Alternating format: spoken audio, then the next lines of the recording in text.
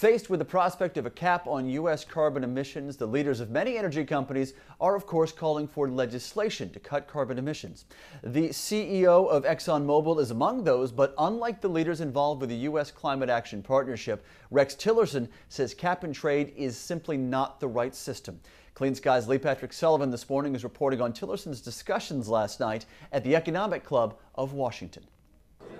Exxon Mobil CEO Rex Tillerson called proposed cap-and-trade legislation bad for the U.S. economy and detrimental to U.S. energy policy, saying a moving price for carbon breeds uncertainty in business and is ripe for manipulation. Will a cap-and-trade system accomplish our society's shared goals?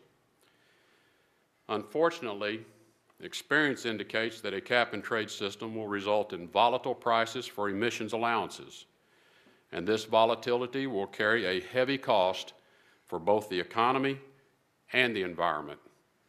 For businesses and industry, price volatility undermines the ability to invest in advanced technologies. Price volatility also creates economic inefficiencies and invites manipulation in the markets for allowances. For businesses and entrepreneurs, the added complexity and lack of a predictable cost for emissions make it difficult to plan, especially over the long term.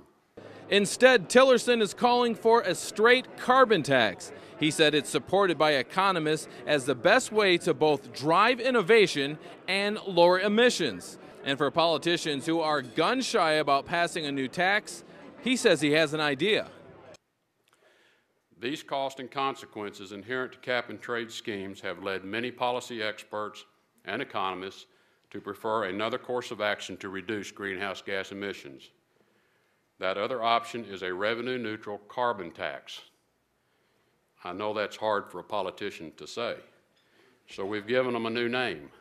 They can call it a refundable greenhouse gas emissions fee. Because a carbon tax is directly applied to the carbon content of fossil fuels or to other greenhouse gas emissions, there is no need for government to pick winners and losers in the industry through such complex allowance and allocation processes as we have witnessed on the Hill of late.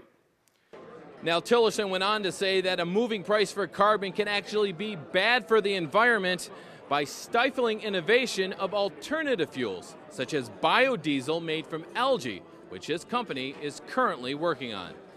At the Economic Club in Washington, D.C., Lee Patrick Sullivan, Clean Skies News.